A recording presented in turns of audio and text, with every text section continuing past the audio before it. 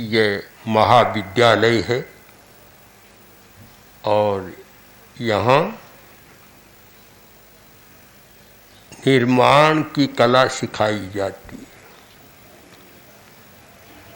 Engineer की ज़रूरत होती है, चाहे सड़क बनाओ, मकान बनाओ, कुछ भी बनाओ, बांध बनाओ, इंजीनियर की अपेक्षा रहती है।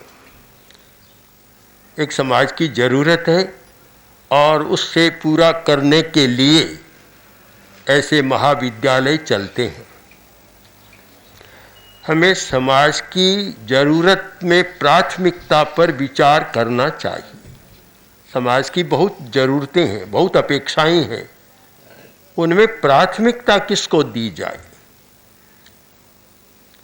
और वह हमारी दृष्टि में है जीवन का निर्माण।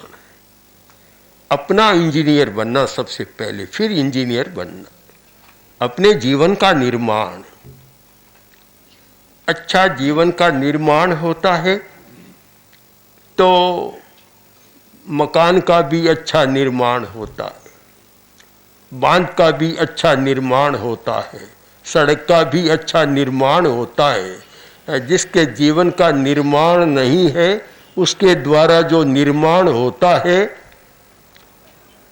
कभी कभी खतरनाक भी बनता है। पुलें भी जल्दी टूट जाती है, सड़कें भी जल्दी टूट जाती है, और भी कुछ टूट जाती हैं। एक आपको कहानी बताऊं, कहानी या घटना है, हो सकती है। एक पुराने ज़माने में राजा ने महल बनवाया और एक जो इंजीनियर ठेकेदार उनको सारा दे दिया, महल तैयार हो गया और इतना बढ़िया महल बना, राजा खुश हो गया। आज महल का उद्घाटन हो रहा है, लोकार्पण है, और राजा भी है, मंत्री परिषद है, सब नगर के संभ्रांत नागरिक हैं, और वह बनाने वाला भी है, सब बैठा है। राजा बार बार भवन को देख रहा है, आकर्षण पैदा हो रहा है, बहुत आकर्षण। अब कभी कभी आदमी भावुक बन जाता है, भावना में बह जाता है। राजा भी भावना में बह गया और मन में सोचा कि भवन तो मैं और बना लूँगा, परंतु इसने इतना बढ़िया बनाया, इसको पुरस्कृत करना चाहिए, पुरस्कार दूँ। फिर सोचा क्या दूँ। कल्पना का जाल आगे बढ़ा, बढ़ते बढ़ते इस निष्कर्ष पर पहुंच गया कि क्यों नहीं यह भवन ही इसको दे दिया जाए, मैं और बना लूँगा।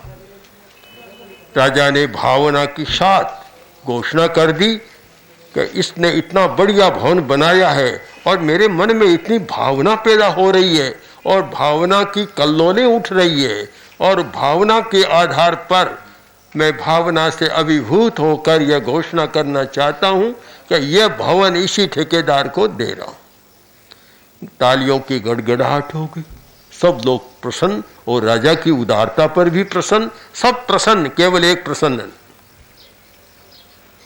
बनाने वाला, और जिसको भवन मिला वह प्रसन्न नहीं। वह जानता है कि मैंने इसमें इतना गलत रॉ मटेरियल लगाया है कि 2 वर्ष बाद तो ढह जाएगा। राजा अगर रुपया देता तो मेरे काम तो आता, ये भवन देकर तो मुझे और परास्त कर दिया। आप चिंतन करें कि सब खुश, जिसको मिल रहा है भवन वह खुश नहीं। क्यों नहीं है? कि जिस समाज में नैतिक मूल्यों का विकास नहीं होता वहाँ निर्माण भी अच्छा नहीं होता, स्थायित्व भी नहीं होता। सबसे बड़ा निर्माण है जीवन का निर्माण, जीवन मूल्यों का निर्माण।